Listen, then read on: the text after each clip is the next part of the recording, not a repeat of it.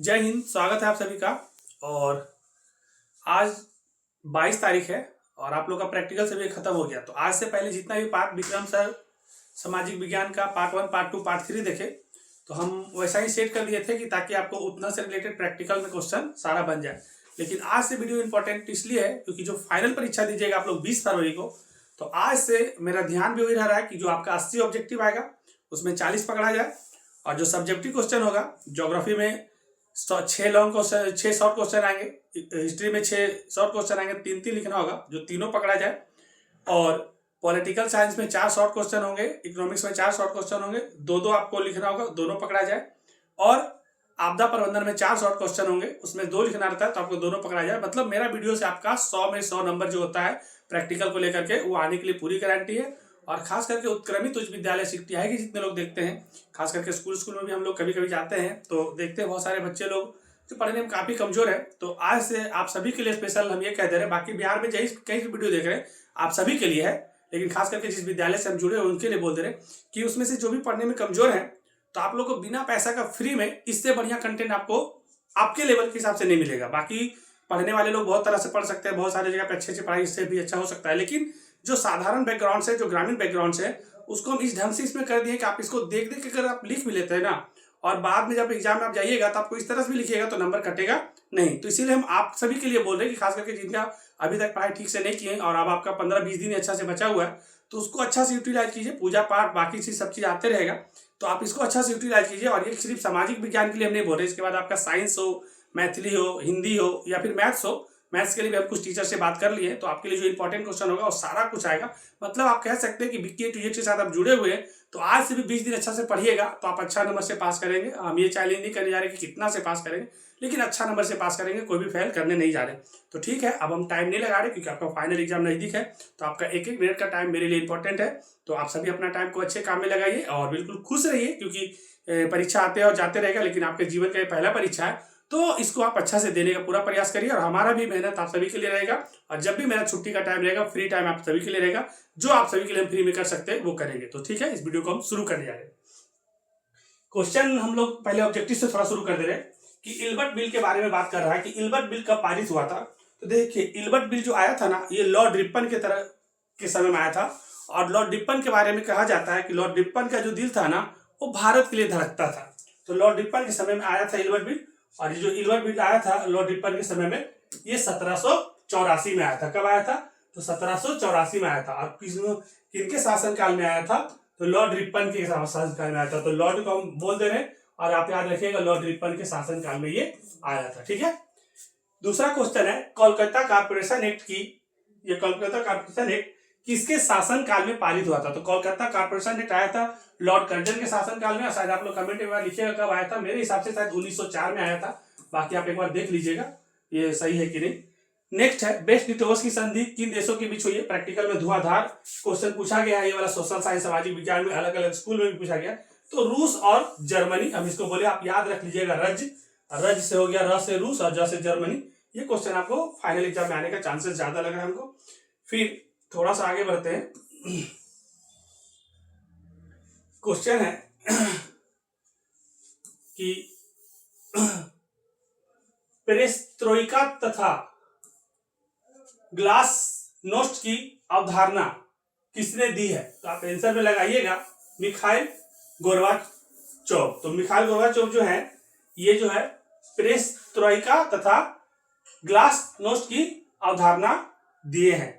याद करके अच्छा से लिख लीजिए कि जो पेरेस्ट्रोइका है तथा ये ग्लासनोस्ट है, इनका जो अवधारणा है मिखाइल गोर्बाचोव ने दी है। कौन दिया? तो मिखाइल गोर्बाचोव ने दी है। थोड़ा और आगे बढ़ते हैं। ग्रेगियन कैलेंडर जो है वो जूलियन कैलेंडर से कितने दिन आगे रहता है? तो जो ग्रेगियन कैलेंडर है ना ये जूलियन कैलेंडर से ये 13 दिन आगे रहता है। कितना दिन आगे रहता है? तो ये 13 दिन आगे रहता है। याद रखिएगा 13 दिन आगे रहता है। आगे लिखा हुआ, थोड़ा सा स्लाइड कर लेते हैं। 1853-54 में क्या लिख रहा है? 1853-54 में या 1853-54 के क्रीमिया युद्ध में काबुल ने किस देश की ओर से युद्ध लड़ने के लिए या सम्मिलित होने के लिए घोषणा की थी? तो जो काउंट काबुल था ना वो 1853-54 में घोषणा कर दिया था कि वो फ्रांस की तरफ शामिल हो जाएगा और फ्रांस की तरफ जाकर के युद्ध करेगा। ये कौन बोला था? तो ये बोल दिया था काउंट काबूर ने। विश्व का पहला समाजवादी शासन स्थापित करने वाला देश, तो विश्व में पहली बार जो सबसे पहले समाजवादी शासन लागू किया था वो रूस किया था। और रूस में पूछा जाएगा कि रूस में युद्ध कब हुआ था, मतलब रूस में गृह युद्ध कब हो गया था, तो 1917 में हुआ था। किसके शासन काल में हुआ था, तो जार के समय में हुआ था। और रूस में जार का कुल अर्थ होता है, जार का मतलब रूस का सम्राट। नेक्स्ट आगे बढ़ते हैं।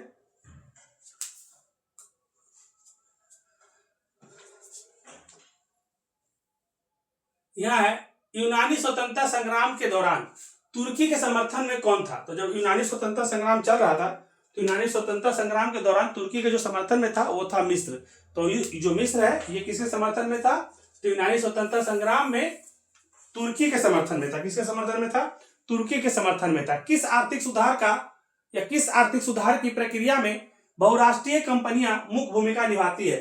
तो जब भी बहुराष्ट्रीय कंपनियों का मुख्य भूमिका निभाने की बात आती है तो जब एक देश दूसरे देश के साथ व्यापार करना शुरू कर देगा, जब एक देश का अर्थव्यवस्था दूसरे देश से जुड़ने लगेगा, यानी कि वैश्वीकरण में। किसमें, तो वैश्वीकरण में। तो आप आराम से आंसर समझिएगा कि एक देश जब दूसरे देश के साथ व्यापार करने लगेगी, बहुत सारे कंपनियां आपस में मिल करके काम करने लगेगी, तो वैश्वीकरण होगी।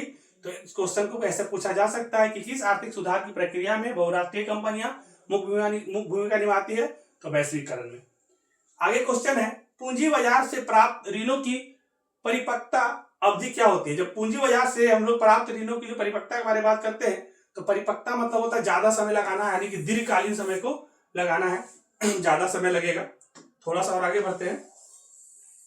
मानव विकास रिपोर्ट किस घटक के आधार पर तैयार की जाती है। तो मानव विकास जो रिपोर्ट है वो किस घटक पर तैयार किया जाता है, इसको आपको कमेंट बॉक्स में लिखना है कि मानव विकास रिपोर्ट किस घटक पर तैयार किया जाता है। ऐसे अगर आप मेरे से देखिएगा तो मानव का विकास उसका कैलोरी पे, और मानव का विकास उसको ह्यूमन डेवलप इंडेक्स जो होता है उसके जीवन स्तर पे, ये सब पे दिखाता है। लेकिन आप इसको एक बार कमेंट में लिखिएगा, इसका आंसर पे लिखा हुआ नहीं है। थोड़ा सा हम आगे बढ़ जाते हैं इसमें कि गरीबी के दुष्चक्र की अवधारणा किन्होंने दिया था। तो ये क्वेश्चन हमेशा पूछा जाता है, तो आप लोग आंसर लगाइएगा कि गरीबी के दुष्चक्र का अवधारणा जो है नक्शे के द्वारा लगाया गया है। तो नक्श को याद रखिएगा।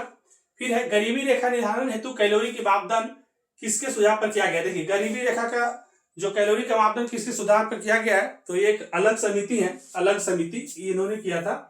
अलग समिति, क्या नाम है, अलग समिति। इन्होंने गरीबी अलग समिति, हाँ अलग समिति, इन्होंने क्या किया था कि गरीबी रेखा के निर्धारण होने के लिए मापदंड प्रस्तुत किए थे। लेकिन आपसे एक क्वेश्चन ऑब्जेक्टिव में पूछा जा सकता है कि बताइए कि कुछ लोग ग्रामीण क्षेत्र में भी गरीब है ना, यानी कि ग्रामीण क्षेत्र में भी रहते हैं, तो वो लोग भी गरीबी रेखा से नीचे है, तो उनके लिए कैलोरी का मात्रा क्या होना चाहिए। और शहरी क्षेत्र में कोई है तो उनके लिए क्या मात्रा होना चाहिए। तो जब भी शहरी के बारे में बात करें, जब भी शहरी क्षेत्र के बारे में बात करें तो याद रखिएगा 2100 कैलोरी। कितना कैलोरी, 2100 कैलोरी। लेकिन गांव में जो लोग रहते हैं तो गांव वाले लोगों के लिए ज्यादा खाना की जरूरत है, ज्यादा काम वो लोग करते हैं, तो गांव वाले को ज्यादा कैलोरी का जरूरत है। तो गांव वालों को 2400 कैलोरी चाहिए। कितना कैलोरी चाहिए, 2400 कैलोरी चाहिए। तो जब भी गरीबी रेखा निर्धारण का बात आएगा तो अलग समिति याद रखिएगा। अगर ये पूछा जाए ग्रामीण क्षेत्र में लोगों को कितना कैलोरी की आवश्यकता है तो 2400 कैलोरी का। शहरी क्षेत्र की बात करें तो शहरी वाला को थोड़ा कम काम करना पड़ता है, तो 2100 कैलोरी, ऐसे करके याद रखिएगा। फिर है सहकारिता प्रांतीय सरकारों का हस्तांतरित विषय कब बना। तो सहकारिता प्रांतीय सरकारों का जो हस्तांतरित विषय बना था वो बना था 1919 में। थोड़ा सा और आगे बढ़ते हैं, इसमें तो अब लग रहा है कि कंप्लीट हो गया, 14 तक ही है। 15 नंबर क्वेश्चन है कि क्या बिहार के विकास में बाधक है। तो बिहार का जो विकास में बाधक क्या क्या है, तो आप याद रखिएगा कि बिहार के विकास में जो बाधा हो रहा है कि बिहार ज्यादा डेवलप नहीं कर पा रहा है। इंडिया में आज 28 राज्य और 8 केंद्र शासित प्रदेश है, तो 28 राज्य में सबसे पिछड़ा हुआ राज्य बिहार ही आता है। इसका क्या कारण है कि बिहार विकास में बाधक है। तो बिहार में सबसे पहला बात है ना कि यहाँ की पर व्यक्ति आय बड़ा कम है, यानी ज्यादातर लोग क्या है, गरीब है, पहला कारण। दूसरा, जनसंख्या ज्यादा है और रोजगार नहीं है, तो बेरोजगारी है। तीसरा, जो बिहार का क्षेत्र है, क्षेत्रफल में उत्तर वाला बिहार में हमेशा बाढ़ आते रहता है। मतलब जब भी बारिश का समय आता है तो उत्तर बिहार में कोसी नदी जाना जाता है बाढ़ के लिए, और वो शोक भी है बिहार का। पूरा परेशान रहते हैं लोग बाढ़ में, उसी से निकलते आदमी को समय लग जाता है, रोड बिल्डिंग सब टूट जाते हैं, फिर उसका मरम्मत कराना, ये कराना, बहुत सारा खर्चा आता है। तो बिहार का उत्तरी क्षेत्र बाढ़ से परेशान हो जाता है, और बिहार का जो दक्षिणी क्षेत्र है हमेशा सुखाड़, वहाँ पानी कम पड़ने के कारण वहाँ का खेती खराब हो जाता है। तो बिहार का जब पिछड़ेपन का बात करें, बिहार में विकास के बाधक में बात करें, तो 3 चीज जरूर याद रखिएगा, एक गरीबी, दूसरा बेरोजगारी और तीसरा बाढ़। ये सब कारण है बिहार को आगे नहीं बढ़ने का। सरकार को थोड़ा सा इस पर मदद करना है कि जो भी केंद्र में सरकार बैठे हुए, आज केंद्र में सरकार नरेंद्र मोदी है और बिहार में सरकार भी उन्हीं से मिल करके चलाया जा रहा है, जेडीयू के साथ में। तो उन लोग को ध्यान ये देना कि बिहार में जिस तरह से जनसंख्या है, लोगों के लिए रोजगार, फैक्ट्रियां, ये सब लाएंगे तो थोड़ा सा गरीबी दूर होगा, तो बेरोजगारी भी खत्म हो जाएगा। और तीसरा हो गया कि बाढ़ जो उत्तरी क्षेत्र में आता है, तो उसके लिए हमको लग रहा है कि उस जो कोसी नदी है उसको अलग अलग नहर से और जोड़ना चाहिए, ताकि उसमें जब ज्यादा पानी आए तो अलग अलग जगह पे भेजेंगे तो शायद बाढ़ का समस्या थोड़ा कम होगा। किस देश का HDI रैंक भारत से अच्छा है? देखिए, HDI का मतलब होता है ह्यूमन डेवलपमेंट इंडेक्स, मतलब ये जो भारत से अच्छा का बात कर रहा है, तो भारत का पड़ोसी देश में अगर आप चले जाइएगा श्रीलंका में, तो उसका जो HDI है ह्यूमन डेवलपमेंट इंडेक्स, तो ये जो हम लोग से अच्छा है। तो ह्यूमन डेवलपमेंट इंडेक्स में भारत से अच्छा कौन है? तो श्रीलंका भारत से अच्छा है। फिर है दलाल स्टेट किससे संबंधित है? तो दलाल स्टेट के बारे में अगर हम बात करेंगे तो दलाल स्टेट जो है ये पूंजी बाजार से संबंधित है, याद रखिएगा। दलाल स्टेट पूछेगा तो पूंजी बाजार, ऐसे करके याद रखिएगा। जिसका ज्यादा पूंजी है वो दलाल है, तो ऐसे करके याद रख लेना, दलाल स्टेट ज्यादा पूंजी तो पूंजी बाजार। नेक्स्ट है, क्या भारतीय संघीय व्यवस्था की विशेषता नहीं है? देखिए, बोल रहा है कि क्या भारतीय संघीय की विशेषता नहीं है, विशेषता है पूछता। तो देखिए, भारत में संघ में क्या है कि केंद्र के पास अलग कानून बनाना है, राज्य को अलग कानून बनाने का अधिकार है, भारत में लिखित संविधान है, बहुत सारा अपने को हम लोग को पढ़ना है, 2-4-5 चीज जो उसकी विशेषता है। लेकिन क्या विशेषता नहीं है?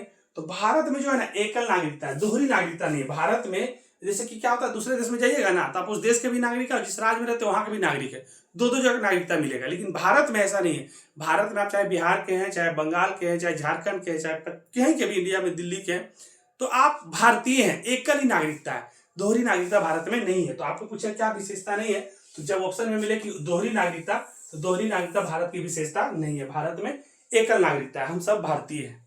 आगे थोड़ा सा बढ़ाते हैं इसको। फिर है स्थानीय स्वशासन को राज्य के निर्देशक सिद्धांतों के किस अनुच्छेद में स्थान दिया गया है? तो देखिए, स्थानीय शासन का जब बात करा जाएगा तो स्थानीय शासन का जो बात किया गया है अनुच्छेद 40 में किया गया। किसमें बात किया गया? तो अनुच्छेद 40 में किया गया। स्थानीय शासन का अगर बात करें तो स्थानीय शासन का बात किया गया अनुच्छेद 40 में, याद रखिएगा। स्थानीय शासन अनुच्छेद 40, ऐसे डायरेक्ट याद रखिए, अनुच्छेद 40। तो स्थानीय शासन अनुच्छेद 40। मुखिया के विरुद्ध अविश्वास प्रस्ताव पारित करने के लिए कितने बहुमत की आवश्यकता है? देखिए, अगर किसी के साथ अगर आप विश्वास मत नहीं दे पाते हैं, चाहते कि अब जो भी हम जिनको चुन दिए मुखिया में और उनको हम फिर से हटा दिया जाए, ऐसे आप विधायक के पास भी, सांसद के पास भी और लोकसभा में, राज्यसभा में भी होता है। तो इसमें क्या है कि अगर आपको लग रहा है कि जिसको हम चुनाए मुखिया में जीता है और चाहते हो मुखिया अब नहीं रहे, उसको हटा देना, तो ऐसे हटेगा नहीं वो। उसके लिए क्या करना पड़ेगा कि आप लोग जितने भी लोग हैं 18 साल से ऊपर जो उसमें शामिल होते हैं वोट में, उनमें से मुखिया के विरुद्ध अविश्वास प्रस्ताव पारित करने के लिए 2/3 यानी कि 2/3, 2/3 मतलब 2/3 मतलब अगर 60 लोग हैं तो 40 लोग अगर उसका विरोध कर दे, देखिए 2/3 हो गया, 2 20 दूनी 40 और 20 तिया 60, तो 2/3 मतलब जितना संख्या है उसका 2/3 अगर उसका विरोध कर दे, तो अविश्वास उसके खिलाफ दिखा दे, तो उसको हम लोग हटा सकते हैं। तो यही क्वेश्चन बन रहा है कि मुखिया के विरुद्ध अविश्वास प्रस्ताव पारित करने के लिए कितने बहुमत की आवश्यकता है? तो अगर 2/3 मतलब 2/3 बहुमत अगर मिल जाए तो आप उसको हटा सकते हैं। आगे बढ़े। नेक्स्ट है, बिहार में एक नगर निगम में अधिकतम कितने वार्ड हो सकते हैं? देखिए, कम से कम पूछता तो अलग बात है, यहां पर पूछ दिया कि बिहार के नगर निगम में अधिकतम कितने वार्ड हो सकते हैं। तो बिहार के नगर निगम में कोई भी एक नगर निगम में, जैसे पटना नगर निगम बहुत बड़ा है, तो कोई भी नगर निगम हो, तो बिहार का कोई भी नगर निगम में अधिकतम अगर वार्ड के बारे में आपसे पूछा जाए तो अधिकतम 75 हो सकता है। अधिकतम कितना हो सकता है? 75 से ज्यादा नहीं हो सकता। आप कम रख सकते हैं, लेकिन बिहार में नगर निगम में अधिकतम पूछा है तो अधिकतम 75 रख सकते हैं। फिर है, सब दलीय गठबंधन कहां बनाया गया था? ये क्वेश्चन आने का चांसेस है, इसको जरूर ध्यान से सुनिएगा। तो सब दलीय गठबंधन जो है नेपाल में बनाया गया था 2006 में। और नेपाल में जो है ना 2006 से पहले वहां राजतंत्र था। नेपाल में 2006 से पहले कौन सा तंत्र था? तो वहां राजतंत्र था। 2006 के बाद ही नेपाल में लोकतंत्र स्थापित हुआ। तो ये भी पूछ सकता है कि नेपाल में लोकतंत्र कब स्थापित हुआ? तो नेपाल में जो लोकतंत्र स्थापित हुआ 2006 2006 में स्थापित हुआ, याद करके इसको रख लीजिएगा। थोड़ा सा आगे बढ़ जाते हैं। पंचायती राज व्यवस्था में या पंचायती राज व्यवस्था से संबंधित समिति कौन है? तो देखिए, पंचायती राज व्यवस्था से जो समिति संबंधित है वो है अशोक राय मेहता और बलवंत राय मेहता समिति। पंचायती राज सबसे पहले आया था नागौर, राजस्थान में, राजस्थान के नागौर जिले में। कब आया था वहां पर? तो 1959 में आया था, ये याद रखिएगा, 1959 में। नेपाल में देखिए लोकतंत्र की स्थापना कब हुई? हम आपको पहले बता दिए 2006 में। ये जरूर बन सकता है। भुज किस राज्य में है? तो देखिए भुज से क्वेश्चन जरूर बनेगा। ये जो भुज शहर है ना, ये गुजरात में। कहाँ पे भुज? कहाँ पे? तो भुज है गुजरात में। लेकिन ये भुज शहर है, यहाँ पे एक बार भूकंप आया था। क्या आया था? भूकंप आया था। तो भुज में जो भूकंप आया था ना, तो भुज में भूकंप आया था 2004 में, भयंकर भूकंप आया था। तो ये क्वेश्चन भी पूछा जा सकता है, इसको ध्यान रखिएगा। फिर है ज्वालामुखी उद्गार से कौन सा पदार्थ निकलता है? तो जब भी ज्वालामुखी फूटेगा, ज्वालामुखी जब ऊपर आएगा तो इससे कौन सा पदार्थ निकलेगा? आपसे अगर पूछा जाए तो याद रखिएगा कि जब भी ज्वालामुखी फूटेगा तो उससे निकलेगा क्या? लावा, जलवाष्प और गैस। तो याद रखिएगा कि जब भी ज्वालामुखी उद्गार होगा, तो जब भी ज्वालामुखी फूटेगा, उद्गार होगा, तो उससे निकलेगा क्या? जलवाष्प, लावा और गैस। ये 3 चीज निकलता है, गैस, जलवाष्प और लावा, जब ज्वालामुखी उद्गार होगा। तो किसे बाढ़ का देश कहते हैं? देखिए कौन सा ऐसा देश में जहां ज्यादा बाढ़ आता है? तो देखिएगा कि हम लोग का जो बांग्लादेश है ना, उस साइड में बहुत सारे नदी है, खास करके जो क्या बना ब्रह्मपुत्र नदी सब उधर जाती है। तो बांग्लादेश एक ऐसा देश है ना जहाँ हमेशा बाढ़ आते रहता है। तो पूछा जाएगा कि बाढ़ों का देश कौन सा है? तो बाढ़ों का देश, कभी भी बात करें आपसे कि बाढ़ों का देश कौन है, तो बाढ़ों का देश का नाम याद जब कभी भी आए तो बाढ़ों का देश मतलब बांग्लादेश। बाढ़ों का देश बोले तो बांग्लादेश, बाढ़ों का देश बांग्लादेश। किस आपदा का संबंध पृथ्वी के आंतरिक संरचना से है? तो देखिए पृथ्वी के आंतरिक संरचना से क्या होता है? जैसे कि हम लोग की तरफ भूकंप आता है धरती पे तो घर और सब टूट जाता है, फूट जाता है। लेकिन जब समुद्र के नीचे में जब भूकंप आ जाता है ना, तो आंतरिक से हो जाता है। तो जब भी बोलेगा किस आपदा का संबंध पृथ्वी की आंतरिक संरचना से, तो जब भी पृथ्वी की आंतरिक संरचना में आएगा, जब भी समुद्र में अगर भूकंप आएगा तो हो जाएगा सुनामी। क्या हो जाता है? सुनामी। तो यही चीज क्वेश्चन है कि किस आपदा का संबंध पृथ्वी की आंतरिक संरचना से, तो याद रखिएगा उसको आंसर हो जाएगा सुनामी। क्या हो जाएगा? सुनामी। थोड़ा और आगे बढ़ जाते हैं। नेक्स्ट क्वेश्चन है, किस में मूल्यह्रास का मूल्य शामिल है? मतलब मूल्यह्रास मतलब मूल्य में कमी, ह्रास मतलब नुकसान, शामिल है। तो जब भी मूल्यह्रास का बात करें, मूल्यह्रास के बारे में पूछा जाए तो याद रखिएगा जीडीपी। क्या हो गया? Gross domestic product. इसमें मूल्यह्रास का मूल्य शामिल है। कैसे कहने का मतलब कि एक साल के अंदर में मान लेते हैं कि 200 करोड़ का बिजनेस हुआ। कितना करोड़ का बिजनेस हुआ? 200 करोड़ का, किसी भी देश के अंदर में या किसी भी राज्य के अंदर में। और मालूम चले कि उसमें से 10 करोड़ का सामान खराब हो गया, तो टोटल जो बचा 190 करोड़ बचा। तो यही हमारा मूल्यह्रास हो चाहे प्रॉफिट हो, सब उसी में शामिल होता है। उसको बोलते हैं gross domestic product. Next question है, ब्रेटलैंड आयोग किससे संबंधित है? तो जो ब्रेटलैंड आयोग है ना, ये धारणीय विकास से संबंधित है। किससे संबंधित है? तो धारणीय विकास से संबंधित है। फिर है 1949 में भारत सरकार द्वारा गठित राष्ट्रीय आय समिति के अध्यक्ष कौन थे? तो जब भी बात करें ना 1949 में, तो पहली बार राष्ट्रीय आय के बारे में बात हो जा रहा है। तो पहला मॉडल है, ये पहला मॉडल है। तो पहला मॉडल पीसी लवान मॉडल है। तो पीसी महालनोबिस, तो महालनोबिस थोड़ा सा ऊपर कर देते हैं तब समझ में आएगा। जब भी पूछेगा कि पहला वाला पूछ दिया जाएगा कि 1949 में भारत सरकार द्वारा गठित राष्ट्रीय आय समिति के अध्यक्ष कौन है? तो पीसी महालनोबिस। याद रखिएगा, पीसी महालनोबिस, याद रख लीजिए, पीसी महालनोबिस है ना। और दूसरा वाला मॉडल पूछता है ना, तो हेराल्ड मॉडल होता है। तो खैर वो आप लोग से नहीं पूछेगा, 10th में 11th 12 में पूछेगा। नेक्स्ट है, क्षेत्रीय ग्रामीण बैंक की स्थापना कब हुई थी? तो देखिए पहले तो आपको यह समझना है कि भारत में सबसे पुराना बैंक जो है वो पीएनबी है, पंजाब नेशनल बैंक है। लेकिन हम लोग का गांव में जो क्षेत्रीय बैंक की स्थापना हुई है, तो क्षेत्रीय ग्रामीण बैंक का जो स्थापना हुआ है अक्टूबर 1975 में। कहीं पर 1975 दिया हुआ रहेगा आपको ऑप्शन में, लेकिन 75 के साथ में आप अक्टूबर भी याद रखिएगा। कहीं कहीं पैसा भी दे देगा दिसंबर 1975 में, सितंबर 1975 में, तो इसीलिए हम अक्टूबर भी लिखवा दिए। पहले भी पढ़ाए थे लेकिन इस बार अक्टूबर लिखवा दिए। तो क्षेत्रीय ग्रामीण बैंक का स्थापना जो हुआ है अक्टूबर 1975 में हुआ है। नेक्स्ट है कि लौ की मात्रा अधिक होने के कारण कौन सी मृदा अनुवर होती जा रही है। मतलब कहने का मतलब क्या हो गया कि कभी भी लोहे मतलब आयरन, तो जब भी आयरन का मात्रा अधिक होने लगेगा तो उसके कारण कौन सी मिट्टी अनुवर हो जाएगा, मतलब वो उपजाऊ नहीं रह पाएगा। तो जब भी लोहा का मात्रा बढ़ जाएगा तो लेटेराइट मृदा जो है ना वो अनुपजाऊ हो जाएगा। याद रखिएगा लेटेराइट मृदा। एक क्वेश्चन दे रहे हैं, आप लोग कमेंट में लिखिएगा, काजू का खेती के लिए कौन सा मिट्टी उपयोग में लाते हैं। रेंगुन मृदा का सर्वाधिक विस्तार किस राज्य में है। देखिए रेंगुन मृदा को ही हम लोग काली मिट्टी भी कहते हैं, याद रखिएगा।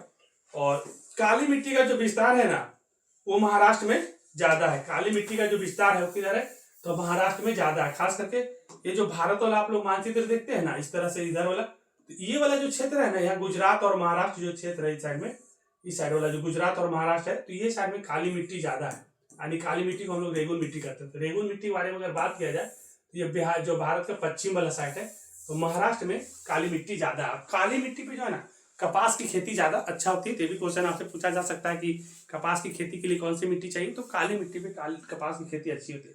कुछ आपके पास ये वन अभ्यारण्य से क्वेश्चन जरूर पूछा जाएगा। इसमें से हम एक दो आपके साथ चर्चा करेंगे, बाकी आप लोग अपने हिसाब से अपने दिमाग से एक दो पेज है उसमें से हम लोग ज्योग्राफी में पढ़ाए थे, उससे आप देख लीजिएगा। सिंपलीपाल वन जीव अभ्यारण्य कहाँ है, तो हम बोले थे सिंपल लड़की उड़ीसा में रहती है। तो सिंपलीपाल यानी सिंपल लड़की तो उड़ीसा में रहती है। इसी में से आपको पूछा जा सकता है कि कान्हा राष्ट्रीय उद्यान कहाँ है, तो कान्हा पूछा जाएगा तो आप लगाइएगा मध्य प्रदेश। कहाँ पे लगाइएगा, मध्य प्रदेश। इसी तरह से पूछा जाएगा कि भरतपुर कहाँ है, तो भरतपुर अभ्यारण्य है जो उत्तर प्रदेश में है। इसी में से वाल्मीकि पूछा जाएगा, तो वाल्मीकि जब भी पूछा जाएगा तो आप लोग बिहार लगाइएगा। वाल्मीकि पूछा जाएगा तो बिहार। बिहार में कहाँ पर, तो बिहार में बोलेगा तो शायद चंपारण में। बिहार में कहाँ पर है, चंपारण में।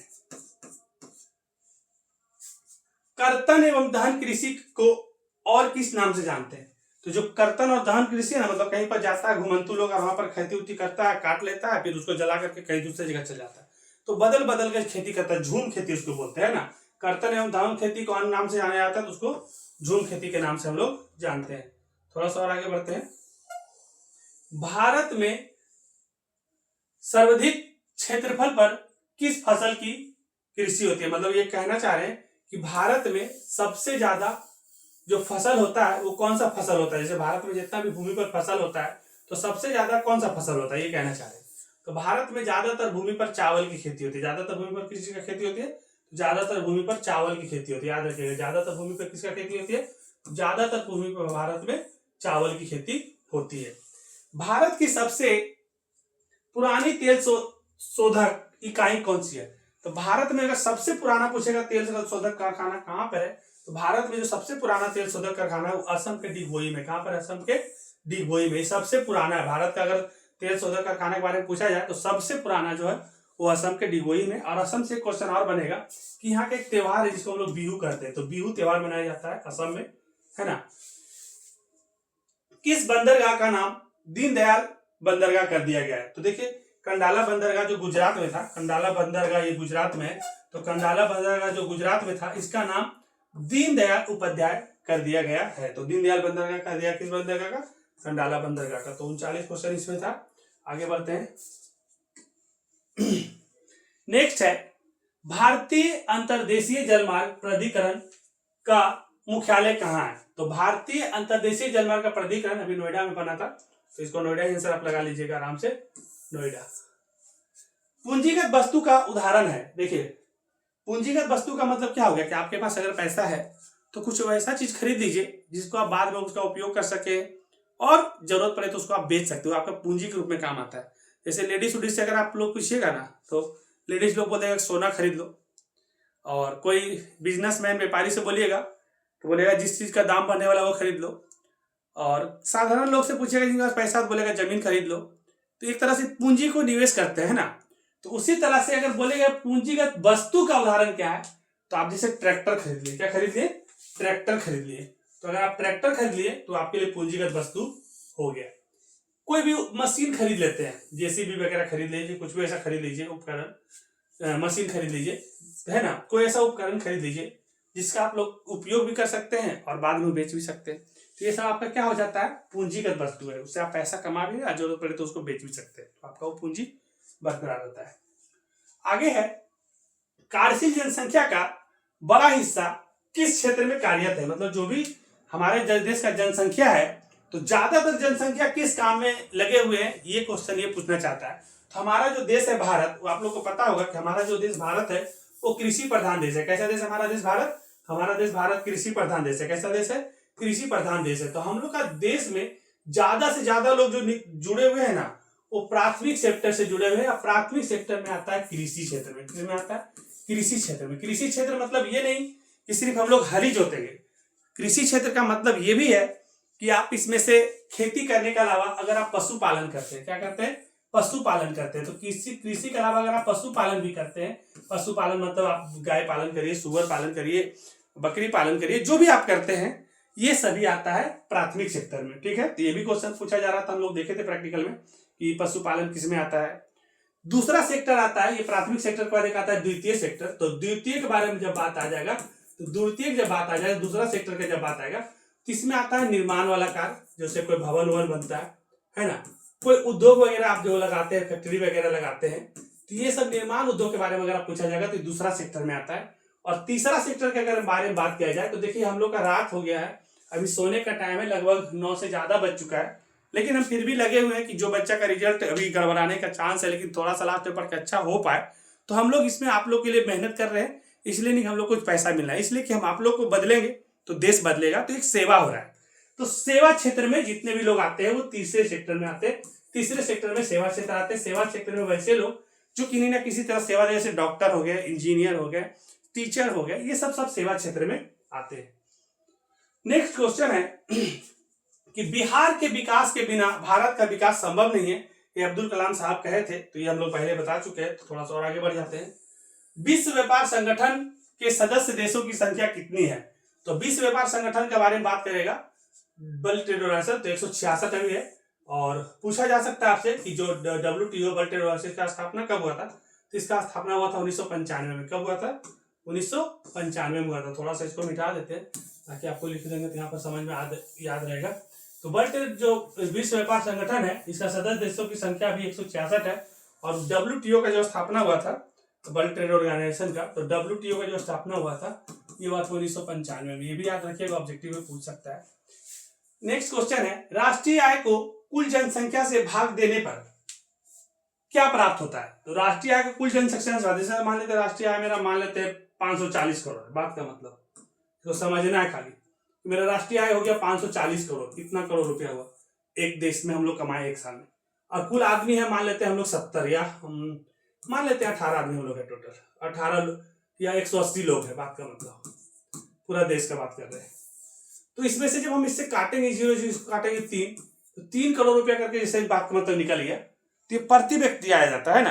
तो राष्ट्रीय आय को कुल जनसंख्या से भाग देने पर, राष्ट्रीय आय को कुल जनसंख्या से भाग देने पर जो प्राप्त होता है उसी को हम लोग बोलते हैं प्रति व्यक्ति आय। आप लोग सिर्फ ये लिख दीजिएगा ना कि राष्ट्रीय आय बराबर होता है कुल जनसंख्या, कुल आय बटा कुल जनसंख्या। पहले कुल आय लिखिएगा, पहले पैसा आएगा तब ना भाग दीजिएगा। तो कुल आय को कुल जनसंख्या से भाग देंगे तो जो निकलेगा वो मेरा प्रति व्यक्ति आय निकल जाएगा।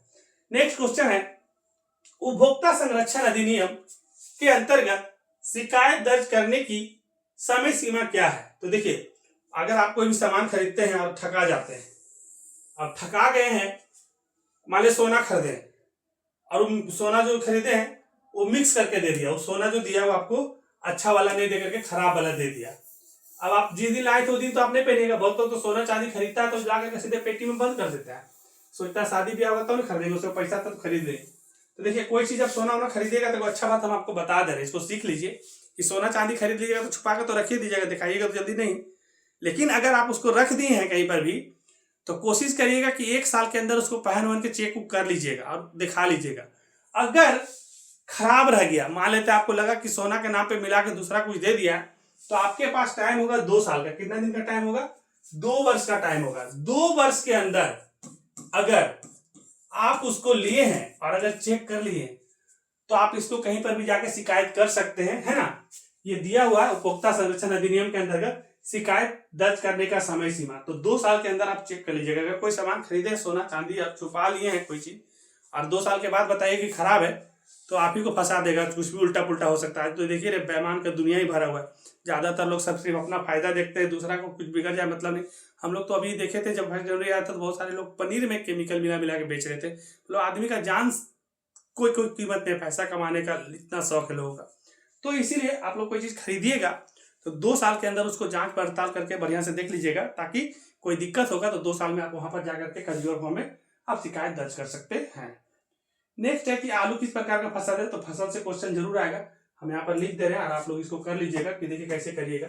3 तरह का फसल होता है। एक होता है रबी फसल, जो जाड़ा के दिन में लगाया जाता है, ठंडा के दिन में, जाड़ा के दिन में, शीत ऋतु में। तो शीत याद रख लीजिएगा, है ना।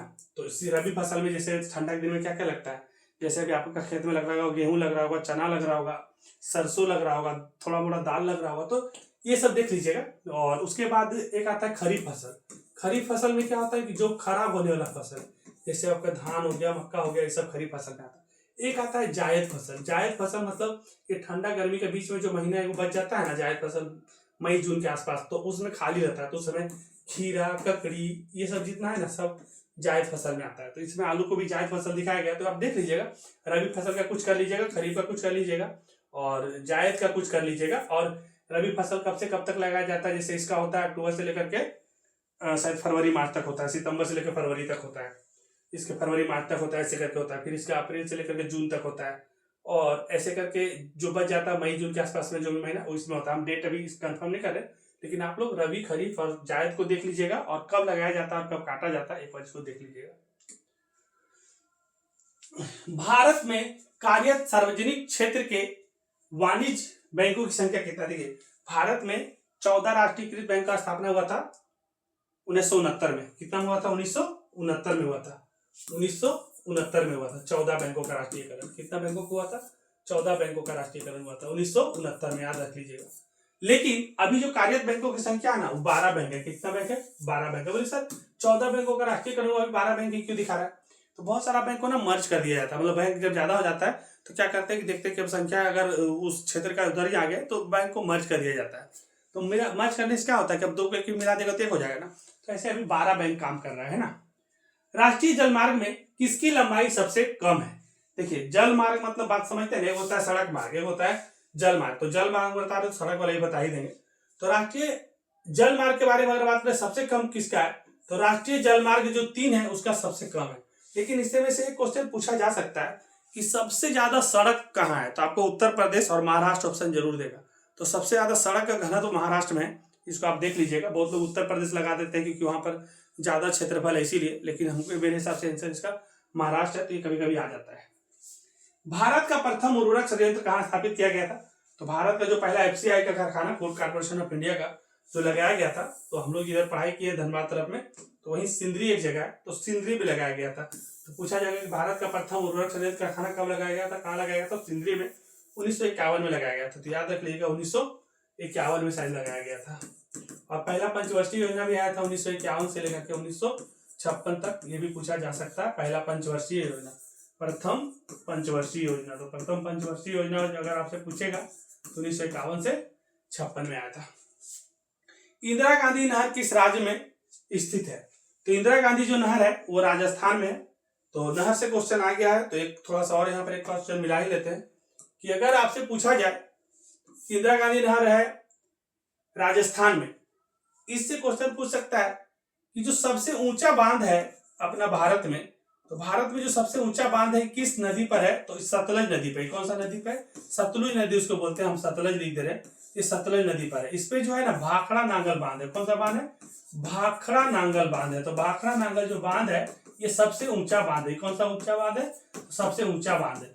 अगर इसी में से पूछे कि भारत का सबसे लंबा बांध कौन सा है, तो सबसे लंबा बांध अगर भारत में पूछा जाए तो हीराकुंड बांध है। कौन सा बांध है? तो हीराकुंड बांध जो है भारत में वो सबसे लंबा बांध है। पूछेगा कौन सा नदी पर हीराकुंड बांध सबसे लंबा बांध इंडिया का, तो महानदी उड़ीसा में। कहां पर है? महानदी उड़ीसा में। याद रखिएगा महानदी कहां पर है, तो महानदी उड़ीसा में जो है इंडिया का सबसे लंबा बांध है हीराकुंड बांध।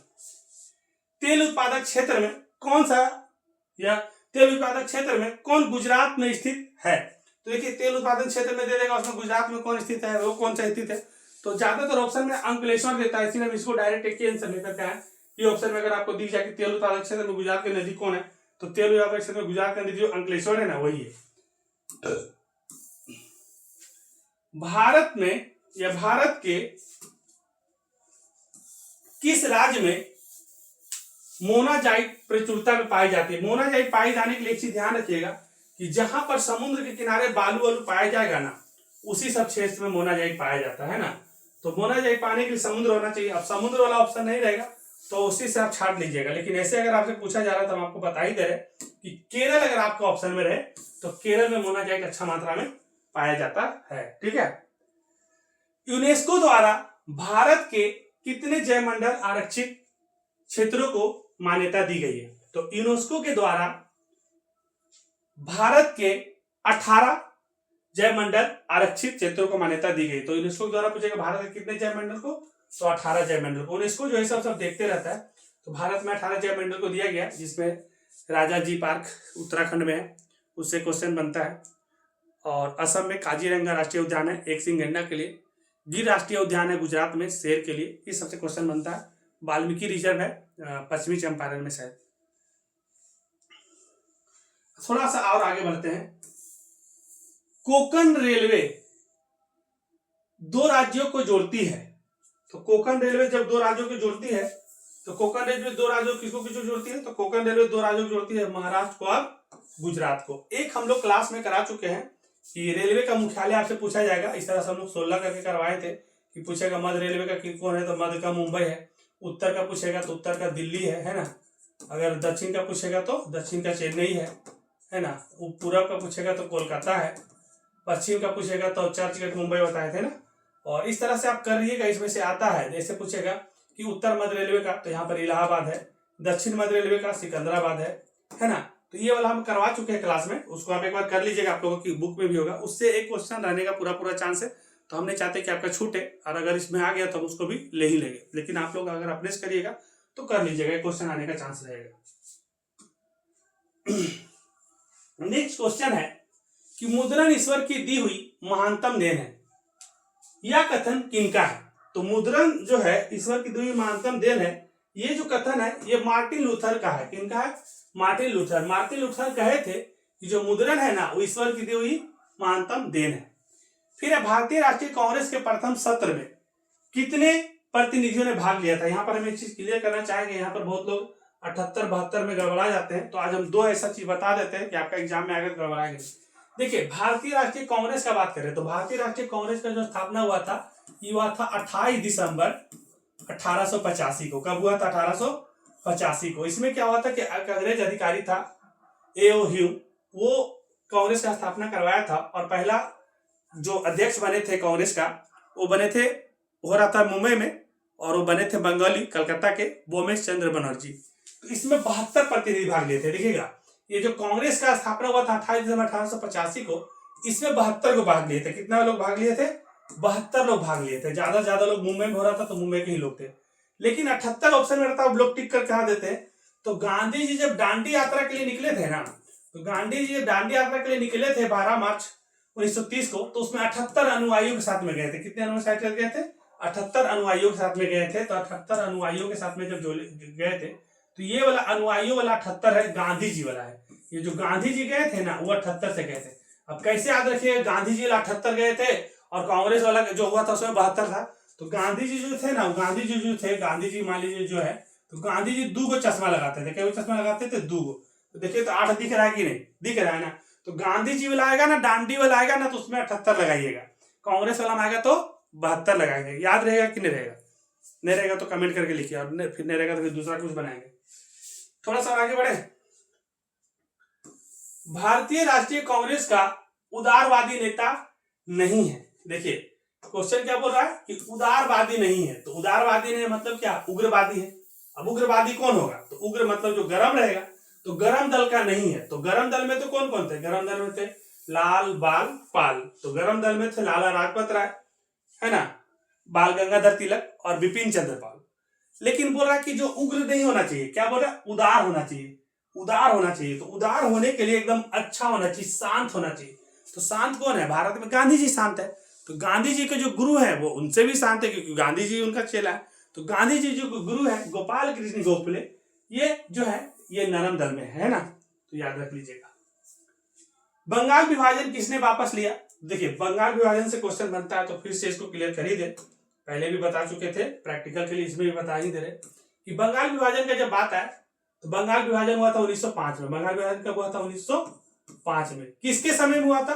बंगाल विभाजन हुआ था करजन के समय में 1905 में। बंगाल विभाजन को वापस किसने लिया? तो वापस लिया लॉर्ड हार्डिंग ने। कौन लिया? Lord Harding. कब वापस लिया? 1911 में। मोपला विद्रोह कहां हुआ? तो मोपला विद्रोह जो हुआ केरल में हुआ। कहां हुआ? केरल में। कब हुआ? 1916 में हुआ। मोपला विद्रोह केरल में हुआ। कब हुआ? 1916 में हुआ। किस घटना के विरोध स्वरूप रविन्द्रनाथ टैगोर ने नाइट की उपाधि त्याग दी थी? तो देखिए नाइटहुड की उपाधि त्यागे थे। तो नाइट से होता है रात और रात से होता है रविन्द्रनाथ टैगोर। तो नाइटहुड की उपाधि तो त्यागे थे रविन्द्रनाथ टैगोर। कौन त्यागे थे? रविन्द्रनाथ टैगोर। और केसरी हिंद का उपाधि कौन लौटाए थे? तो केसरी हिंद की उपाधि लौटाए थे महात्मा गांधी। ये हम आपको पहले बता चुके हैं। नेक्स्ट है कि मास्टर दा किन का उपनाम है? तो मास्टर दा किन का उपनाम है? तो सूर्य सेन का नाम जो है वो मास्टर दा के नाम से ये जाने जाते हैं। उपनाम का मतलब होता है जैसे आप विक्रम सर को जानते हैं तो विक्की को भी जानते हैं, तो जैसे उपनाम मतलब होता है जो उसका एक अलग नाम होता है, तो इसी तरह से जो मास्टर दा है उनका उपनाम है सूर्य सेन। वहां महिलाओं के लिए आरक्षण की व्यवस्था है, तो कहां? वहां पर दी कहां? तो कहां मतलब महिलाओं के लिए जो आरक्षण की व्यवस्था है वो पंचायती राज में। कहां पर है? पंचायती राज में। और पंचायती राज में कितना परसेंट? 50% आरक्षण बिहार दिया है। पहले ऐसा राज्य है जो 50% आरक्षण देगा। बिहार 2006 में पहली बार 50% आरक्षण देने वाला पहला राज्य बना। महिलाओं के लिए आरक्षण आजकल खाली पंचायती राज में नहीं है, अगर आप लोकसभा के चुनाव में जाइएगा ना, लोकसभा के चुनाव में भी आजकल महिलाओं के लिए आरक्षण हो गया है। लोकसभा के अलावा अगर विधानसभा का भी चुनाव होगा ना तो उसमें भी आजकल महिलाओं के लिए आरक्षण हो गया है। तो महिलाओं का आरक्षण आज पंचायती राज ही सिर्फ नहीं, लोकसभा और विधानसभा में भी हो गया है। थोड़ा और आगे बढ़ते हैं। किसके विरुद्ध चिली में जन संघर्ष हुआ था? तो चिली में जो जन संघर्ष हुआ था वो सैनिक तानाशाह के विरुद्ध हुआ था। किसके विरुद्ध हुआ था? तो सैनिक तानाशाह के विरुद्ध हुआ था। फिर है शिरोमणि अकाली दल किस राज्य का राजनीतिक दल है? अब राजनीतिक दल के बारे में बात है तो यहाँ से 2-3 क्वेश्चन लेंगे ताकि कोई ना कोई क्वेश्चन आपका एग्जाम में टकरा ही जाए।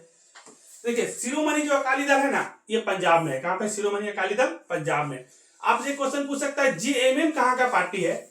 झारखंड मुक्ति मोर्चा। तो ये झारखंड की पार्टी है और इसका अध्यक्ष अभी कौन है? पहले शिबू सोरेन थे। कौन थे? शिबू सोरेन। वो मर गए हैं। कौन है? शिबू सोरेन। वो डेथ कर गए है ना, शिबू सोरेन। इन्हीं का एक बेटा है शिबू सोरेन। इन्हीं का बेटा है हेमंत सोरेन। कौन है? हेमंत सोरेन। तो हेमंत सोरेन जो है अभी हेमंत सोरेन जो है तो हेमंत सोरेन वहां का सीएम है, झारखंड का मुख्यमंत्री है। इनका पार्टी है जेएमएम। तो जेएमएम का पूरा नाम है झारखंड मुक्ति मोर्चा।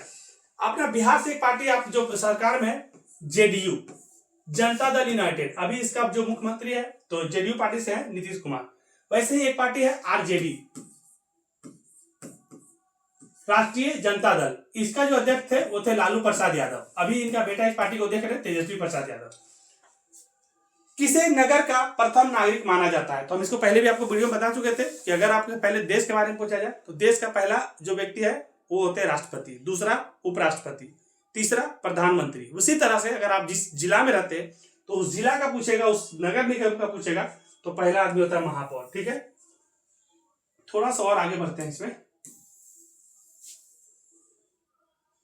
सामाजिक विभाजनों को हल करने का सबसे अच्छा तरीका क्या है? तो सामाजिक विभाजन को हल करने का जो सबसे अच्छा तरीका है वो है लोकतंत्र। तो ये पहले बता चुके थे इसलिए इसमें ज्यादा टाइम नहीं लगाएंगे। 2024 में जो भी चुनाव हुआ लोकतंत्र का, लोकसभा का, तो पूछ सकता है कि कौन सा लोकसभा हुआ। तो देखिए 2024 में पूछेगा तो 18वां हुआ। 2024 में पूछेगा तो क्या हुआ? 2024 में पूछेगा तो 18वां हुआ। 18वां कब हुआ?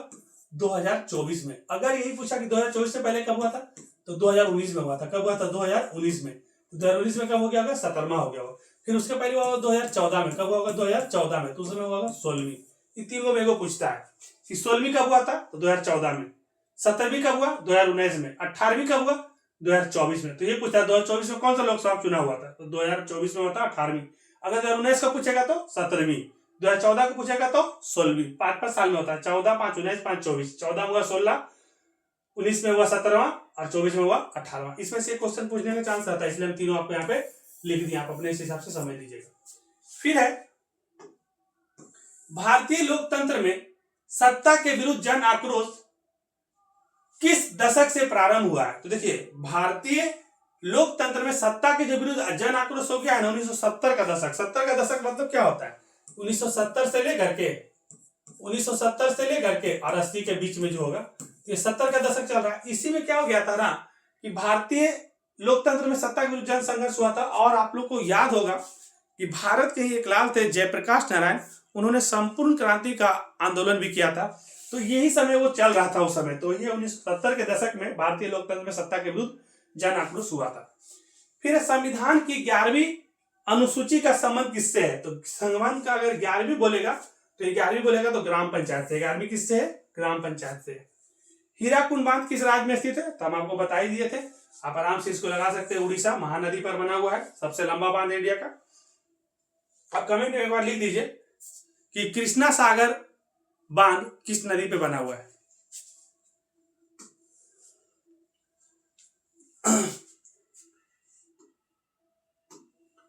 भारत के सार्वजनिक क्षेत्र के सभी लौह इस्पात संयंत्रों का प्रबंधन किसके अधीन है?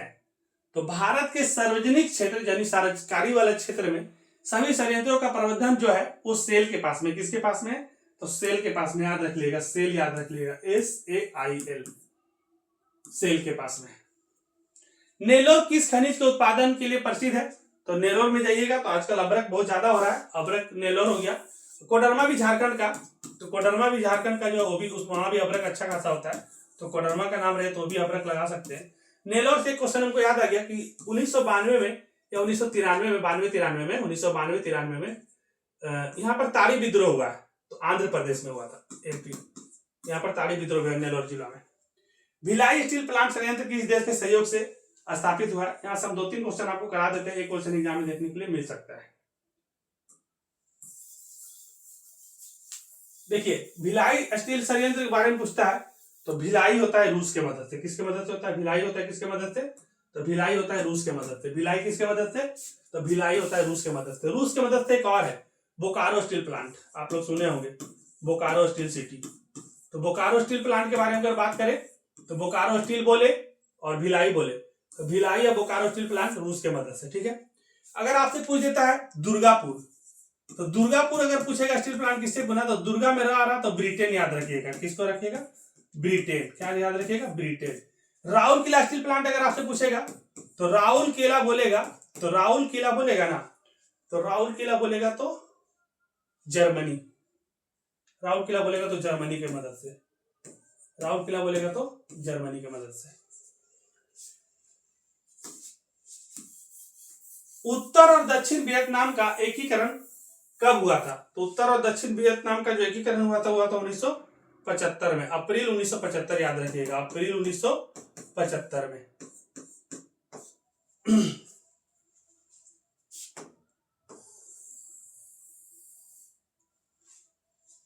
मिरातुल अखबार किसने शुरू किया? तो मिरातुल अखबार जो शुरू किए थे वो राजा राम मोहन राय ने किए थे। मिरातुल अखबार शुरुआत कौन किए थे? तो मिरातुल अखबार शुरू किए थे राजा राम मोहन राय। और राजा राम मोहन राय से एक क्वेश्चन और बनेगा, मिरातुल अखबार राजा राम मोहन ने शुरू किया था। राजा राम मोहन राय जो थे ना, ये बड़ा समाज के संस्थापक भी थे। कौन समाज का?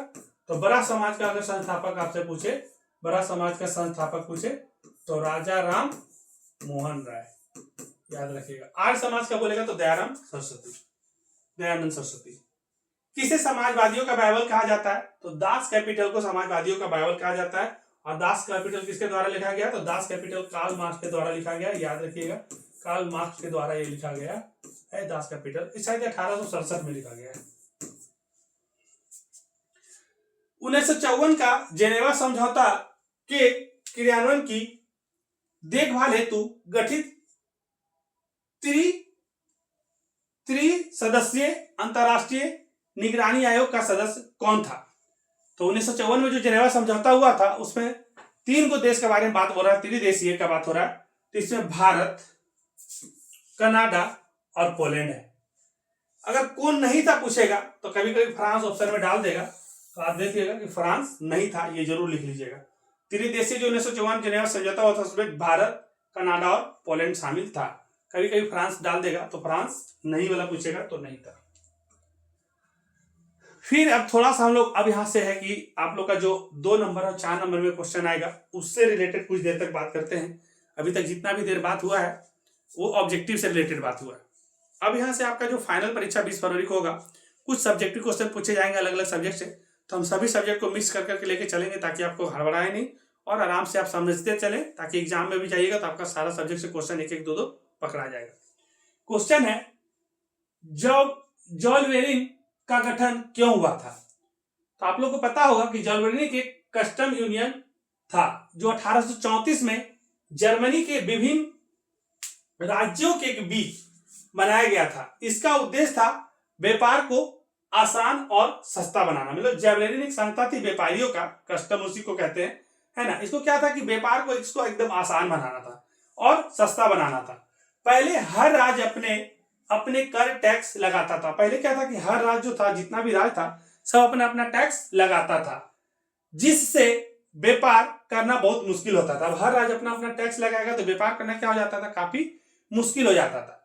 जॉलवेरिन जो है उन्होंने इन आंतरिक करों को खत्म कर दिया। लेकिन जॉलवेरिन जब संस्था बना तो बोला कि कोई भी लोग अब टैक्स अपना अपना राज्य में नहीं लगाएगा, जिससे क्या होगा, बिजनेस करना थोड़ा आसान हो जाएगा और जब आंतरिक करने लगेगा तो सामान भी थोड़ा सस्ता हो जाएगा।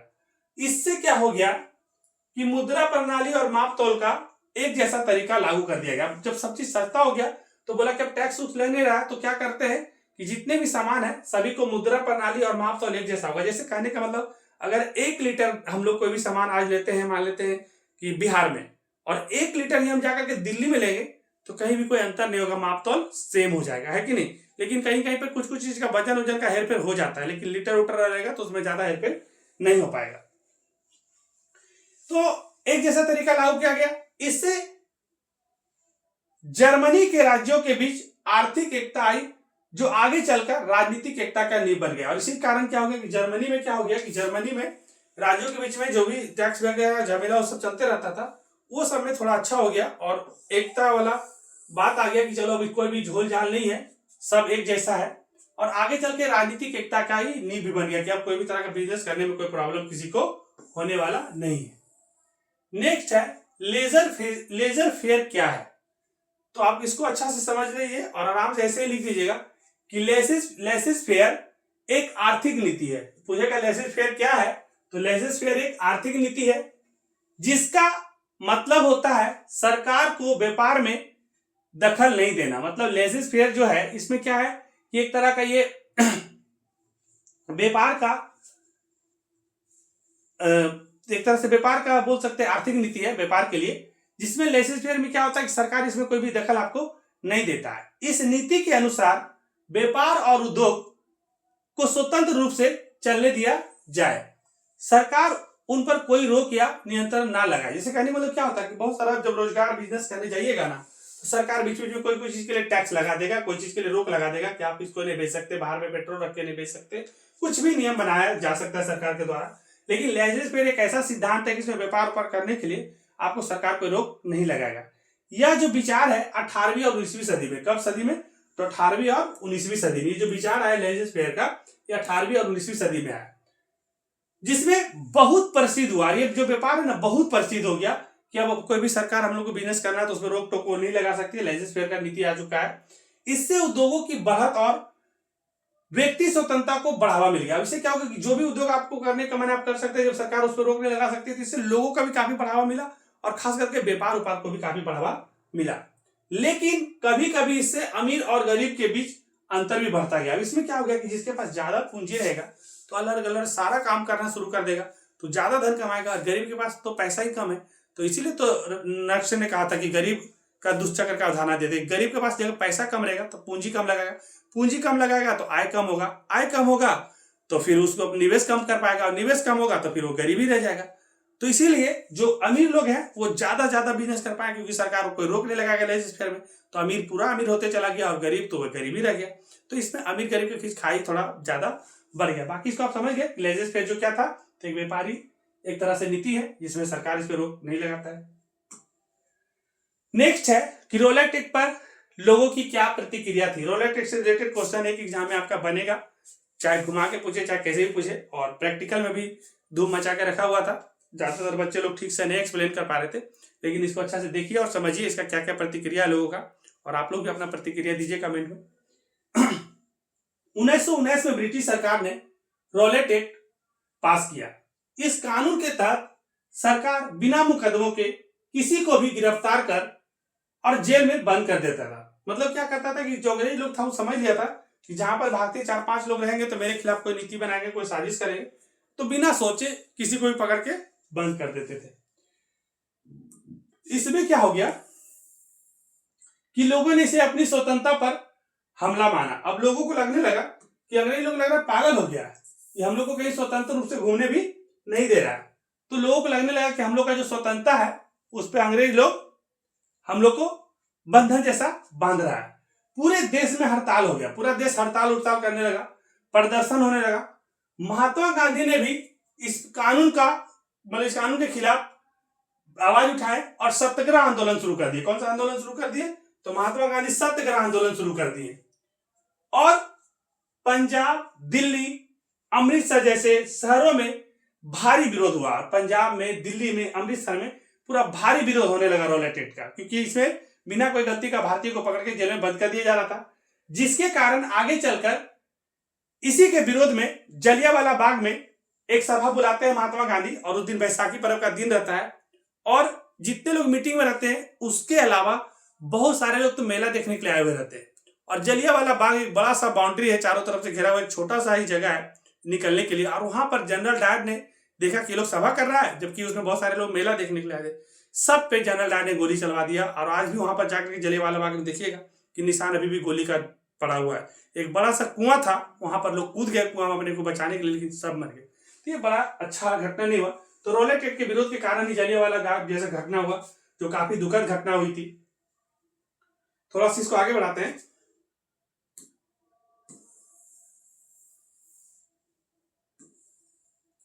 अमृतसर में मार्शल लॉ क्यों लगाया गया था? अमृतसर यानी कि पंजाब में, तो पंजाब में ही बोले, अमृतसर में बोले कि वहां मार्शल लॉ क्यों लगाया गया था? तो 1919 में रोलेट एक्ट के विरोध में अमृतसर में लोग बड़ी संख्या में इकट्ठा होकर प्रदर्शन कर रहे थे। ब्रिटिश सरकार ने इसे अपनी सत्ता के लिए खतरा माना, और सर जो ब्रिटिश अंग्रेज लोग सरकार में थे उन लोग को लगा कि ये लोग क्या कर रहा है, हम लोग सबको पकड़ के जेल में बंद कर रहे थे, लोग आप मीटिंग कर रहा है, बोला हम लोग के लिए खतरा बनने वाला है। तो इस कानून व्यवस्था को बनाए रखने के लिए मार्शल लॉ लागू कर दिया। तो क्या कर दिया कि मार्शल लॉ को लागू कर दिया, यानी सेना को विशेष अधिकार दे दिए गए। इसके बाद 13 अप्रैल 1919 को जनरल डायर ने जलियांवाला बाग में निहत्थे लोगों पर गोलियां चलवाई, जिसमें सैकड़ों निर्दोष लोग मारे गए। यह घटना भारत के स्वतंत्रता आंदोलन में एक टर्निंग पॉइंट हुआ, और यहां से लोगों को लग गया कि अंग्रेज के पास कोई दया माया है नहीं, जब ये हम लोग को मारने पे उतर गया तो हम लोग इसको मारेंगे।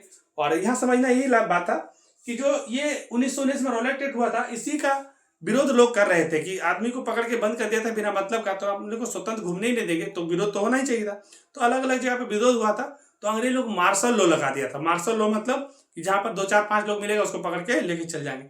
और सत्यपाल किचलू और सैफुद्दीन को पकड़ के ले गए थे, इसी का विरोध में जलियांवाला बाग में लोग गए थे और वहीं पर गोली चल गया था। तो ठीक है, वो हमारे स्वतंत्रता आंदोलन के लिए ठीक ही हुआ, वहां से टर्निंग पॉइंट हो गया। नेक्स्ट है प्रथम विश्व युद्ध का ब्रिटिश उद्योग पर क्या प्रभाव पड़ा? तो आप लोग इसको लिखिएगा, आप लोग स्पीड थोड़ा बढ़ा के देखिएगा, हम थोड़ा आराम से पढ़ रहे हैं लेकिन आप लोग थोड़ा स्पीड इसको बढ़ा लीजिएगा। प्रथम विश्व युद्ध 1914 से 1918 के समय ब्रिटेन की उद्योगों को युद्ध सामग्री बनाने में लगना पड़ा। मतलब पहला विश्व युद्ध 1914 से 1918 तक हुआ था, तो इसलिए ब्रिटिश उद्योग पर प्रभाव पड़ता है, क्योंकि जब देखा कि युद्ध हो रहा है तो ज्यादा से ज्यादा लोग किस चीज में लग गया, तो युद्ध का सामान बनाने में लग गया। इससे जो आम जरूरत का चीज था, जो घर के लिए खाना, रहने के लिए जो सामान, ये सब जो चाहिए, ये सब का उत्पादन थोड़ा कम हो गया। अब युद्ध के बाद ब्रिटिश उद्योग को भारी नुकसान हो गया। क्यों नुकसान हो गया? क्योंकि इतना ज्यादा हथियार बना लिया कि उसका पैसा उसी में लगा दिया, तो जो देश के लिए विकास करना था वो विकास थोड़ा उसका रुक गया। आगे थोड़ा सा बढ़ते हैं तो पता चलेगा। उसके विदेशी बाजार जो है ना छीन हो गया, उसके पास जो पूंजी के नाम पे चीज जहां लगाना था वो लगाया नहीं, सब युद्ध का सामान में लगाया, तो जो विदेश से व्यापार उपार चल रहा था वो एकदम खत्म हो गया। अमेरिका और जापान जैसे देशों की उद्योग तेजी से बढ़ेगा, और अमेरिका बड़ा चालाक था, वो युद्ध के समय में युद्ध का सामान बनाया और बाकी पैसा खूब कमाया, और खुद तो युद्ध में गया नहीं, और क्या हुआ कि उसी पैसा से अपने व्यापार को पूरा बढ़ाया, तो अमेरिका और जापान का उद्योग पूरा बढ़ गया, और ब्रिटिश अर्थव्यवस्था पर कर्ज बढ़ गया। अब ब्रिटिश के पास तो पैसा बचा नहीं, उसको कर्ज लेना पड़ गया।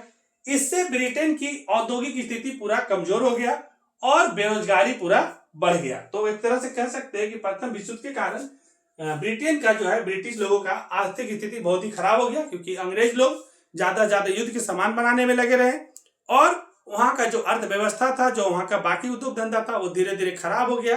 अंग्रेज पूरा कर्जा में डूब गए। वो हम लोग के लिए अच्छे ही हुआ, क्योंकि अंग्रेज का ताकत घटा, तो हम लोग फिर उसको पीट करके हम लोग आजाद हो गए। आगे बढ़े थोड़ा। वियना संधि द्वारा लाए गए मुख्य परिवर्तन क्या थे? तो आप लोग इसको अच्छे से लिखिएगा कि वियना सम्मेलन के द्वारा लाए गए मुख्य परिवर्तन इस प्रकार है। जैसे 1815 में नेपोलियन की हार के बाद यूरोप के शासकों ने वियना में एक सम्मेलन किया, जिसे वियना सम्मेलन कहते हैं या वियना संधि कहते हैं। इस संधि का उद्देश्य यूरोप में शांति और शक्ति का संतुलन कायम करना, और मुख्य रूप से परिवर्तन जो आया वो इस प्रकार है। नेपोलियन द्वारा हटाए गए पुराने राजा फिर से सत्ता में आ गए। नेपोलियन जिस राजा को हटाया था वो वियना सम्मेलन के बाद फिर से आ गए। फ्रांस का जो सीमा था उसको घटा दिया गया, और यूरोप के नक्शे को दोबारा बनाया गया। यूरोप का नक्शा जो चेंज हो गया था उसको दोबारा बनाया गया। कई देश बहुत शक्तिशाली बन गए, यानी बहुत शक्तिशाली बन सके। इससे यूरोप में कुछ समय के लिए स्थिरता और शांति भी बनी रही। तो ये क्वेश्चन यहां तक खत्म हो जाता है। अब थोड़ा सा लॉन्ग क्वेश्चन की तरफ हम लोग आगे बढ़ते हैं। ये वीडियो में अभी 14 स्लाइड हम लिए हैं, और कुछ स्लाइड लेते हैं जहां तक मेरे से हो पाता है। क्वेश्चन है कि हिंद चीन के प्रति फ्रांसीसी नीति का वर्णन करें। तो आप लोग हिंद चीन के बारे में इसके पहले वीडियो में बता चुके थे, तो यहां से सिर्फ सुनते चलिए कि हिंद चीन में फ्रांस के उपनिवेशी शासन स्थापित किया। मतलब हिंद चीन में जो फ्रांस लोग वाले थे ना, जो फ्रांस का उपनिवेश थे, वो लोग आए और क्या किए कि वहां पर अपना शासन स्थापित किए। इसमें वियतनाम, लाओस और कंबोडिया शामिल है। हम बता चुके थे पहले ही कि हिंद चीन में जो है ना कबीला शामिल है। तो कबीला जिनको याद है तो उनको बार बार कुछ याद करने की जरूरत नहीं है। कंबोडिया, वियतनाम और लाओस शामिल है। फ्रांस की नीति वहां के लोगों पर अपना नियंत्रण बढ़ाने और उन्हें फ्रांसीसी संस्कृति के अनुसार ढालने की थी। मतलब फ्रांस के लोग वहां पर आए थे बाकी को उपनिवेश बनाने के लिए, बाकी से बिजनेस करने के लिए। तो वो चाहते थे फ्रांस के लोग कि जितने भी हिंद चीन में लोग हैं उन सभी के फ्रांसीसी जो सांस्कृतिक है, जो फ्रांसीसी कल्चर है, उसको थोपा जाए। इसके मुख्य बिंदु कुछ इस प्रकार है।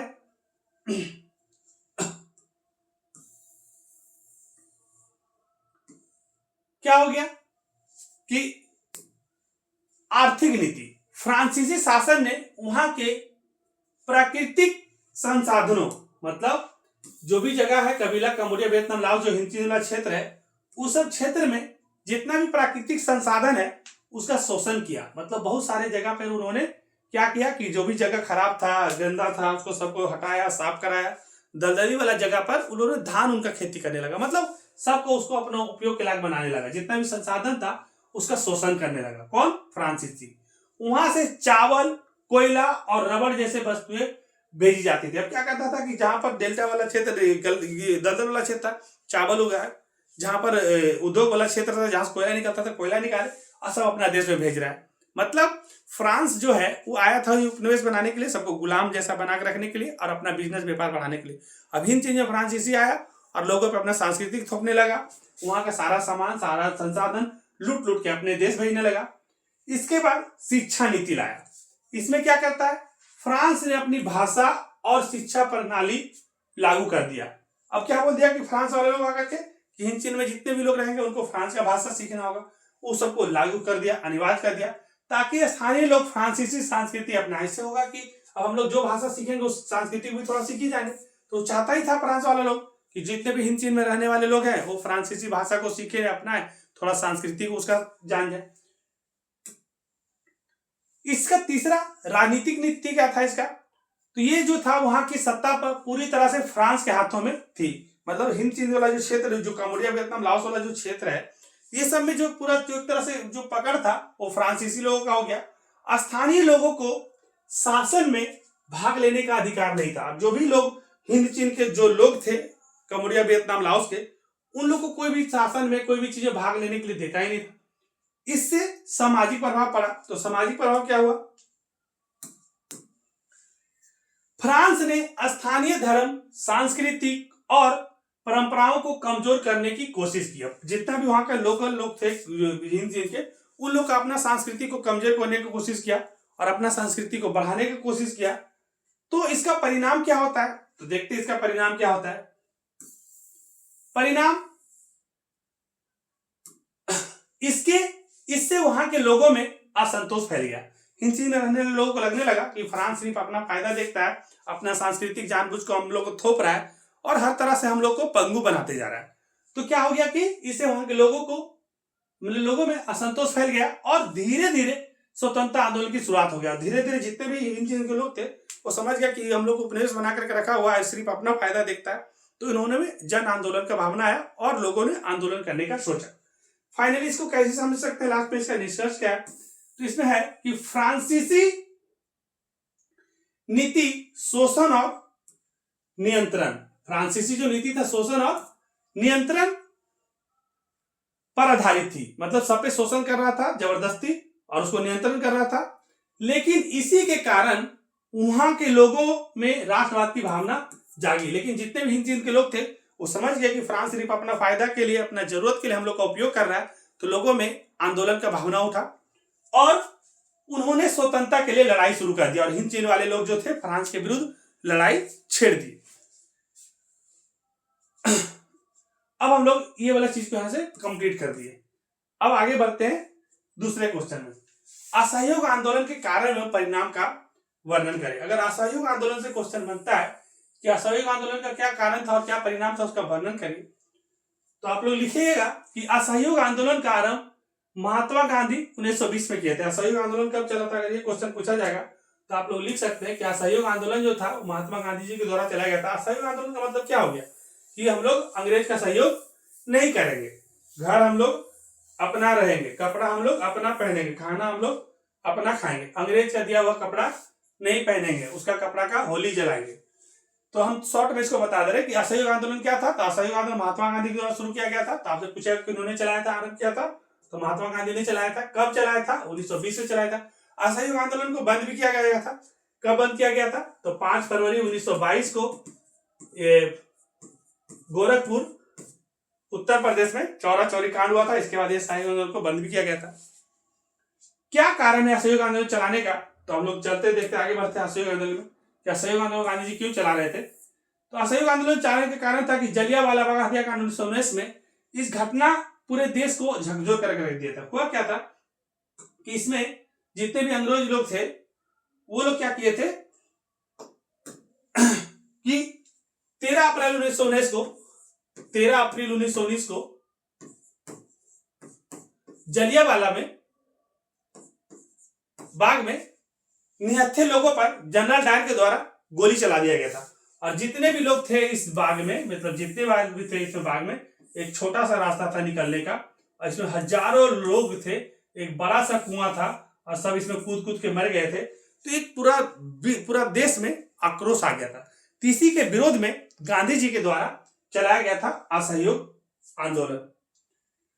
उसके बाद रॉलेट एक्ट, इस कानून से अंग्रेज से सरकार को बिना मुकदमे को गिरफ्तार करने का अधिकार मिल गया था। रॉलेट एक्ट कानून क्या था उसमें कि जलियांवाला बाग से थोड़ा सा पहले कि अंग्रेज लोग क्या किया था कि ऐसा कानून ला दिया था कि जहां पर भी 4-5 भारतीय मिल जाए, मार्शल लॉ लागू कर दिया था कि उसको पकड़ के जेल में बंद कर दो। उसके बाद खिलाफत आंदोलन, क्या कि मुस्लिम के धार्मिक भावनाओं को ठेस पहुंचा। अब अंग्रेज लोग क्या किया कि हिंदू के साथ तो कर ही रहा था और मुस्लिम लोग का भी जो धर्म का भावना तो भी ठेस पहुंचाया। ये पहली बार ऐसा हुआ था कि हिंदू मुस्लिम सब एक हो गए थे और गांधी जी जो थे वो जाकर के खिलाफत आंदोलन में चले गए, जबकि वो मुस्लिम का आंदोलन था, लेकिन फिर भी गांधी जी गए थे। तो मोहम्मद अली जिन्ना बोल भी दिया था कि तो हिंदू, इसको इधर तो आने का ही नहीं था इसमें, लेकिन फिर भी गए थे और हिंदू मुस्लिम को एक किए और पहली बार सबको मिल करके हम लोग असहयोग आंदोलन में भाग लिए थे। तो इसलिए गांधी जी ने हिंदू मुस्लिम एकता के लिए इसे समर्थन दिया। तो समझ गया कि अंग्रेज को हम लोग ऐसे हरा नहीं सकते। तो गांधी जी क्या किया कि हिंदू मुस्लिम एकता को बढ़ावा देने के लिए इन्होंने खिलाफत आंदोलन में भाग ले लिया, तो समर्थन कर दिया उनको। इससे क्या हुआ, ब्रिटिश शासन का अन्याय, मतलब करों का बोझ डाल दिया। ब्रिटिश सरकार क्या क्या अन्याय कर रहा था कि लोगों पर टैक्स लगा दे रहा था, है ना, आर्थिक शोषण कर रहा था, भारतीयों के साथ पूरा भेदभाव कर रहा था, भारत को कोई भी अच्छा काम में मौका ही नहीं देता था। अगर कोई भी गलती भारत का लोग कर दे तो सजा अंग्रेज देता था, अंग्रेज भी गलती करे तो भारत का लोग उसको सजा नहीं दे सकते थे। अलग अलग तरीका से परेशान किया जा रहा था। इसका परिणाम क्या होता है तो ब्रिटिश शासन को चुनौती मिली, लोगों ने सरकारी नौकरी, स्कूल, अदालत आदि का बहिष्कार कर दिया। मतलब जितने भी लोग थे बोला कि हम सहयोग अंग्रेज का करेंगे नहीं, हम अंग्रेज का स्कूल में नहीं पढ़ेंगे, अंग्रेज का अदालत वाला काम नहीं करेंगे, सब बहिष्कार कर दिया। राष्ट्रीय जागरण हो गया, देश के कोने कोने में स्वतंत्रता की भावना फैल गई। हिंसा की घटना, चौरा चौरी कांड हो गया 5 फरवरी 1922 को। इस घटना के बाद गांधी जी को लगा कि अंग्रेज अब पागल हो जाएगा, पता नहीं क्या करेगा, तो उन्होंने आगे की लड़ाई को रोक देता है। तो गांधी जी जो है इस लड़ाई का नींव है, लेकिन इस आंदोलन को आजादी के लिए, लड़ाई के लिए एक नई दिशा दी। लेकिन गांधी जी का जो असहयोग आंदोलन चलाया गया तो अंग्रेज लोग को समझ में आ गया था कि अगर हम लोग ठीक से इन लोग के साथ नहीं रहेंगे, भारतीय के साथ, तो आगे चल के बहुत बड़ा आंदोलन हो सकता है। और ऐसे ही धीरे धीरे लोगों में एकता का भावना बढ़ने गया, हिंदू मुस्लिम समझ में आ गया कि हम लोग ऐसे भाई भाई बन के नहीं रहेंगे, तो ऐसे फूट डालो और राज करो अंग्रेज जो कर रहा है, और हमेशा हम लोग ऐसे अलग अलग ही रहेंगे। तो पहली बार मौका मिला, एक बड़ा जन आक्रोश हुआ और असहयोग आंदोलन में अपना दम देखने का मौका मिला भारतीयों को। इसका फाइनली है कि असहयोग आंदोलन ने ब्रिटिश शासन की नींव को हिला दिया और भारतीयों में स्वराज स्वतंत्रता की भावना को मजबूत कर दिया। तो ठीक है, इस वीडियो को आज हम इतना ही दूर तक रोकते हैं। कल से जब हम लोग आएंगे तो नर्मदा बचाओ आंदोलन से हम लोग शुरू करेंगे। और ये पेज नंबर कितना रहेगा हम लोग इसको देख लेते हैं, क्योंकि और भी मेरा कुछ काम है। पेज नंबर 74 से हम लोग शुरू करेंगे पॉलिटिकल साइंस से। बाकी आप लोग को इस वीडियो कैसा लगा कमेंट में जरूर लिखिएगा। और जितना भी पार्ट जाए, चाहे 5 पार्ट जाए, 6 पार्ट जाए, 7 पार्ट जाए, लेकिन जितना भी रहेगा अब आप सभी के लिए एग्जाम से रिलेटेड ही रहेगा। ऐसा कोई भी वीडियो हम नहीं लाएंगे जो सिर्फ टाइम पास के लिए होगा, क्योंकि हमको भी पता है, हम लोग भी मैट्रिक का परीक्षा जब देते थे तो एक एक मिनट हम लोग को लगता था कि कुछ ऐसा क्वेश्चन मिल जाए जो एग्जाम में आ जाए तो कितना अच्छा रहेगा, और कम पढ़ना पड़े और आराम से रहे तो कितना अच्छा रहे। तो अब आप लोग आराम से ही रहिए, थोड़ा जितना पढ़ाते उतना ही पढ़िए और अपने से बार बार रिवीजन करिए। मैथ्स को खास करके लिख लिख के प्रैक्टिस करिए, साइंस को लिख लिख के प्रैक्टिस करिए, बाकी हिंदी को, सोशल साइंस को और मैथिली को कोशिश करिए कि जो हम लोग पढ़ाते हैं उसको आप रिकॉर्डिंग कर लीजिए, क्या बोलते हैं, डाउनलोड कर लीजिए और स्पीड को 1.52 कर करके सुनिए। पहले तो एक बार आप अच्छा से ऐसे सुन लीजिए, उसके बाद स्पीड बढ़ा बढ़ा सुनिए, ताकि आप लोग का बार बार रिवीजन होते रहे। बाकी कोई तरह का दिक्कत लगेगा तो कमेंट करिएगा, और भी वीडियो आएगा। और आप लोग के लिए मैथ का भी व्यवस्था कर दिए, सुधीर सर हो सकता है मैथ आप लोग के लिए इंपॉर्टेंट क्वेश्चन लेकर के आएंगे, वो अभी पूजा में लगे हुए, जैसे वो फ्री होंगे तो लेकर के आएंगे। और बाकी साइंस और मैथिली का भी क्वेश्चन आएगा।